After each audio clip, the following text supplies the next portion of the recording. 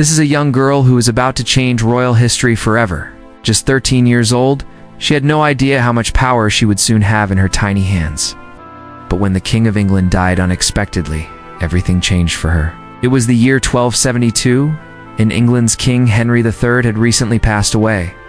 The new king, his son, King Edward I, asked this young girl's father, William de Braose, if he would take the throne for their new little king.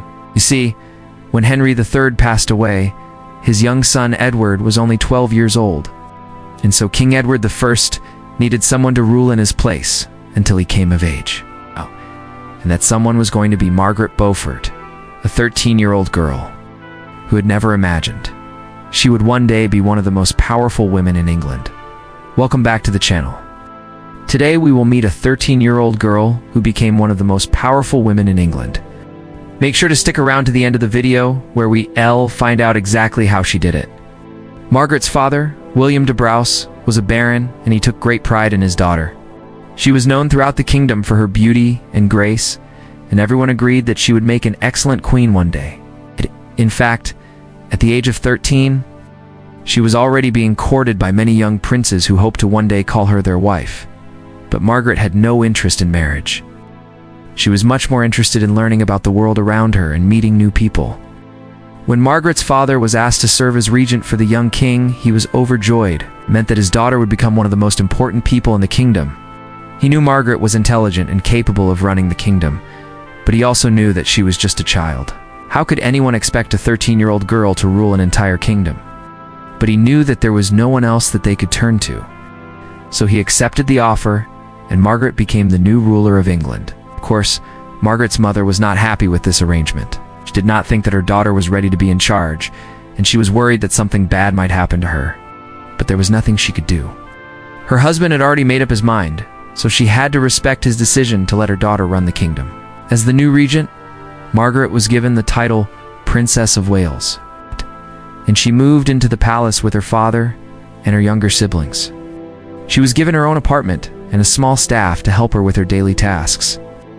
But in the kingdom, she was still just a child and didn't know what to do. She missed her friends and family and knew no one at the palace.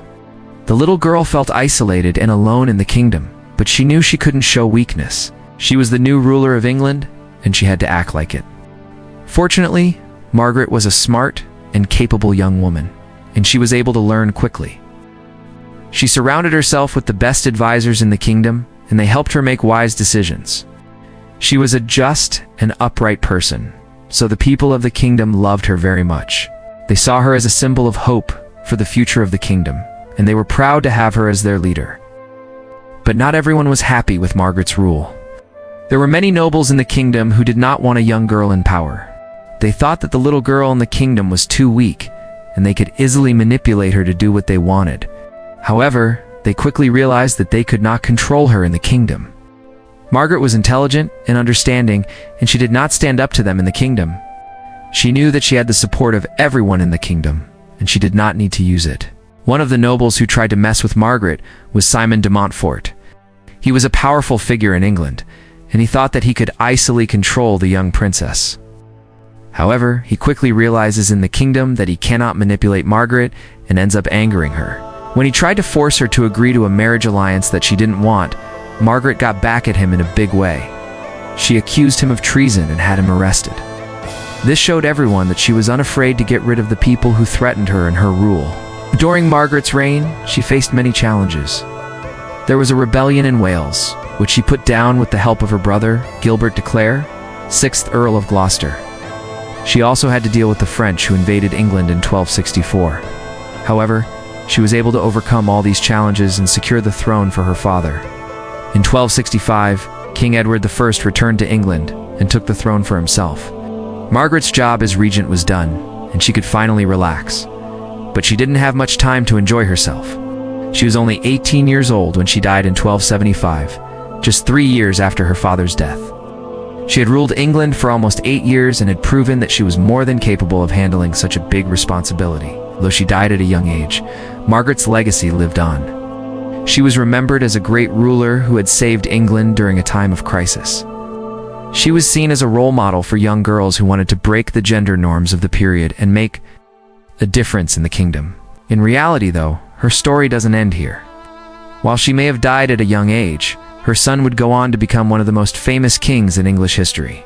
You see, just before she died in the kingdom, she gave birth to a baby boy named Edward. And when her father, King Edward I, died in 1272, little Edward inherited the throne. Yes. That famous King Edward I, who was infamous for his long list of mistresses and illegitimate children, as well as his wars with the Scots, which earned him the nickname, the Hammer of the Scots. He would go on to rule England for over 54 years. And believe it or not, he would have never been king if it wasn't for his mother, Margaret, who beat out hundreds of other noblemen to take the throne before him. Edward I was a child when he became king, just 12 years old to be exact. And he needed someone to rule in his place until he came of age. And that's where Margaret Beaufort comes in. You see, when Edward I became king, his mother, Queen Eleanor of Castile, acted as regent. But she needed someone to help her rule, and she chose Margaret. Why? Well, Margaret was the daughter of William de Braose, a powerful baron who was loyal to the crown. Plus, she was related to Edward I through her grandmother, Joan, Countess of Chester. So she was a member of the royal family. Finally, and perhaps most importantly, Margaret was intelligent and capable in the kingdom. She had proven herself to be a strong leader as Princess of Wales in the kingdom, and her mother knew she could trust her to do a good job. So when Edward I came of age and took the throne for himself, he had Margaret to thank for helping him secure it. Now, unfortunately for Margaret, she wouldn't live to see her son become the powerful king he was destined to be. She died when Edward was just 18 years old. But Edward never forgot what his mother had done for him. In fact, he would go on to make her an important part of his legacy. When he rebuilt Windsor Castle after a fire, he dedicated it to her memory. And when he commissioned the famous Statute of Westminster, which established a series of laws and customs that would govern the kingdom, he made sure to include a provision that would allow his mother to be buried in Westminster Abbey. So even though Margaret Beaufort died young, her legacy lived on through her son and his dedication to her memory. If you ask me, I think it's safe to say that she changed royal history forever. Now, while Margaret Beaufort's story is an amazing one, it's important to remember that she wasn't perfect. Like many other royals of her time, she had her fair share of flaws. For example, she was known for being vain, and she liked to surround herself with luxury items. She also had a bit of a temper, and she wasn't always the most graceful person. However, despite her flaws, she went down in history as one of the most powerful women of her time. And that's because she was able to achieve something that no woman had ever done before. She successfully ruled an entire kingdom as a teenager. She proved that women were just as capable as men when it came to leadership, and that they could handle just as much responsibility. I don't think Margaret wanted to be known as a role model for women everywhere, especially in her kingdom. She was just trying to do her duty and serve her kingdom. But nonetheless, that's what she accomplished. She broke down barriers and paved the way for future generations of female leaders. Now, I want to hear from you. What do you think Margaret's legacy would have been if she hadn't died so young? And do you think she would have been a good queen if she had lived longer? Let me know your thoughts in the comments below. Thank you so much for watching this video. I hope you enjoyed it.